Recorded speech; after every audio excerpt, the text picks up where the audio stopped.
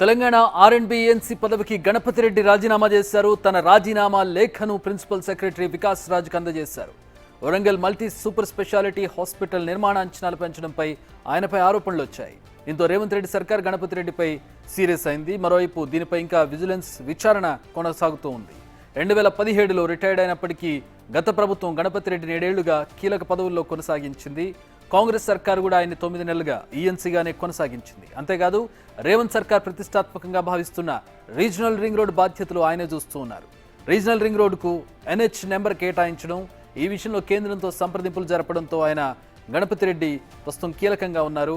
ఆయన ఆధ్వర్యంలోనే కొత్త secretariat, Pragati Bhavan, police command control centre, జిల్లా కలెక్టరేట్లు, అమరుల జ్యోతి, 125 అడుగుల అంబేద్కర్ విగ్రహం, మెడికల్ కాలేజీలు సహా పలు జాతీయ రహదారుల నిర్మాణం కూడా జరిగింది. అయితే ప్రస్తుతం నిర్మాణ దశలో ఉన్న Warangal multi super speciality hospital, అలాగే హైదరాబాద్లో నిర్మిస్తున్న టిమ్స్ హాస్పిటల్స్ అంచనాలు పెంచడంపై ఆయనపై ఆరోపణలు వచ్చాయి. ప్రభుత్వం విజిలెన్స్ విచారణకు ఆదేశించింది. ఇప్పుడు ఆయన తన పదవికి రాజీనామా చేశారు.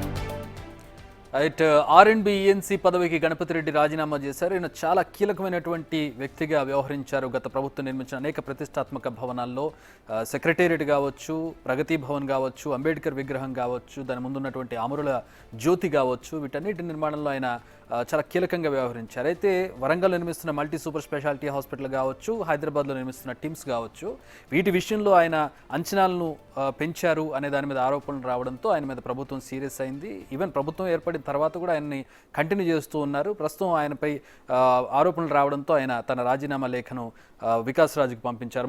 మా deputy bureau chief Sadiq join అవుతూ ఉన్నారు. దీనికి సంబంధించి మరిన్ని వివరాలు అడిగి తెలుసుకుందాం. సాదిక్, చాలా కీలకంగా వ్యవహరించారు గణపతి రెడ్డి, కీలకమైనటువంటి భవనాల నిర్మాణంలో ఉన్నారు. విజిలెన్స్ విచారణ కొనసాగుతుంది. ఏంటి ఆయన రాజీనామా చేసేటప్పుడు అంటే ఎట్లాంటి వ్యాఖ్యలు ఏమైనా చేశారా, దీని మీద డిఫెండ్ చేసుకునే ప్రయత్నం చేశారా, వచ్చిన ఆరోపణలకు సంబంధించి ఏంటి అసలు పరిస్థితి ఏంటి, విజిలెన్స్ విచారణ ఎక్కడ దాకా వచ్చింది? ఎస్ చక్రి, 2017 సంవత్సరంలోనే ఈ గణపతి రెడ్డి రిటైర్డ్ అయ్యాడు.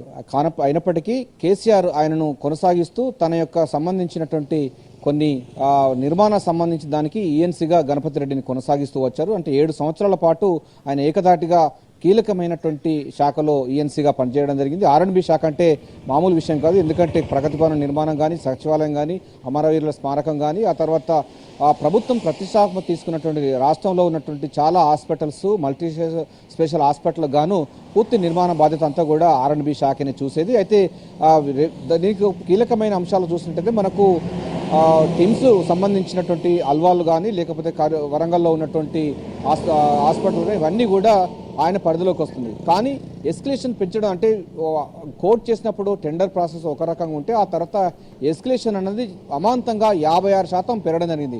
ఉదాహరణకు 838 కోట్ల రూపాయల సంబంధించితో వరంగల్లో సూపర్ స్పెషాలిటీ హాస్పిటల్ నిర్మాణానికి ఫస్ట్ అది ప్రపోజల్ పెడితే ఆ తర్వాత 1750 కోట్ల రూపాయలకు అది అమాంతంగా పెరిగిన సందర్భం కనబడుతుంది.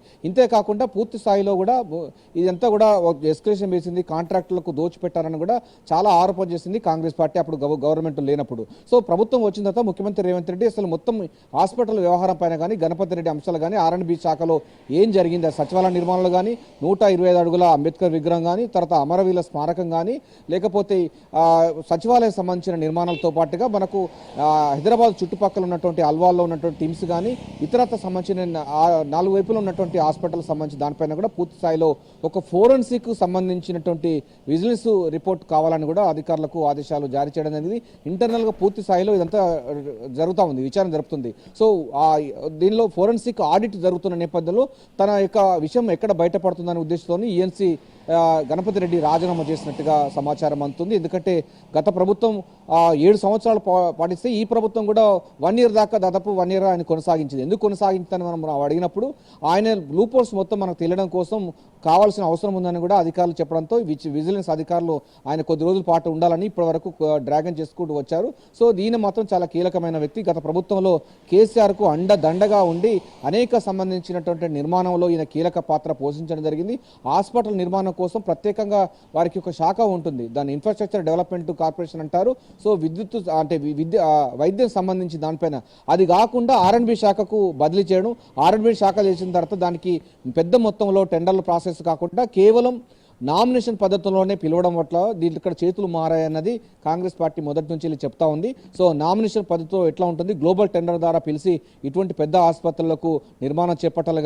వరంగల్లో అయితే 24 అంతస్తుల బహుళ అంతస్తులకు సంబంధించిన సూపర్ స్పెషాలిటీ హాస్పిటల్ నిర్మాణం ఏంటి అని కూడా ముఖ్యమంత్రి రేవంత్ రెడ్డి ప్రశ్నించడం జరిగింది. ఎందుకంటే రేపు ఫైర్ యాక్సిడెంట్ అయినా కూడా లేకుంటే విపత్తు వచ్చినప్పుడు రోగులందరినీ ఎట్లా చేస్తారు, ఎవరు వాళ్ళు దీనికి సంబంధించిన DPR ఇచ్చిందని కూడా ముఖ్యమంత్రి రేవంత్ రెడ్డి ఆగ్రహం వ్యక్తం చేసిన సందర్భం కనబడుతుంది.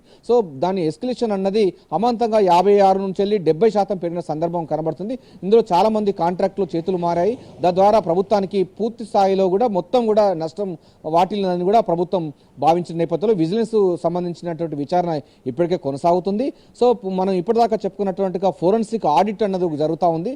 సో దానికి బయట మార్కెట్లో ఎట్లా ఉండేది, సో గ్లోబల్ టెండర్లు కాకుండా ఇది నామినేషన్ పద్ధతిలో ఇంత పెద్ద మొత్తంలో నిర్మాణ సంస్థలు ఏ విధంగా చేస్తారని కూడా పూర్తి స్థాయిలో అయితే ముఖ్యమంత్రి రేవంత్ రెడ్డి వచ్చిన తర్వాత దీనిపైన ఫోకస్ పెట్టడం జరిగింది. వీటన్నిటిపైన విచారణ జరుగుతున్న నేపథ్యంలో ఆయన యొక్క బండారం బయటపడుతున్న ఉద్దేశంతో చెప్పవచ్చు. ఎందుకంటే ఆయన రాజీనామా లేఖను అటు డైరెక్ట్గా R&B శాఖ ప్రిన్సిపల్ సెక్రటరీ వికాస్ రాజుకు అందించడం జరిగింది. లేఖ మాత్రం నిన్ననే అందించినట్టుగా తెలుస్తా ఉంది. తాజాగా తన రాజీనామా చేస్తున్నట్టుగా ప్రకటించడం జరిగింది. అయితే ప్రభుత్వం దీని రాజీనామా లేఖను ఆమోదిస్తుందా, లేకపోతే ఆయన విచారణ సంబంధించిన దానిపైన కానీ, లేకుంటే విజిలెన్స్ అధికారులకు కానీ, లేకుంటే ఫోరెన్సిక్ ఆడిట్ అధికారులు ఇచ్చేటువంటి నివేదిక వచ్చేదాకా కూడా ఆయనను ఒక హోల్డ్లో పెడతారన్న ఇప్పుడు సస్పెన్స్గా మారిపోయింది. ఎందుకంటే ఆయన ఉంటే తప్ప ఈ యొక్క ఇప్పటిదాకా జరిగినటువంటి R&B శాఖలో జరిగినటువంటి అవకతవకలు కానీ, లేకపోతే నిర్మాణం సంబంధించిన విషయాలు కానీ, టెండర్ ప్రాసెస్ కానీ ఇవన్నీ కూడా బయటపడే అవకాశం ఉన్న నేపథ్యంలో ఆయన యొక్క రాజీనామాను ప్రభుత్వం ఆమోదిస్తుందా లేకపోతే ఆమోదించదా అని కూడా సస్పెన్స్ గా మారింది. ఈయన మాత్రం 2017 సంవత్సరంలో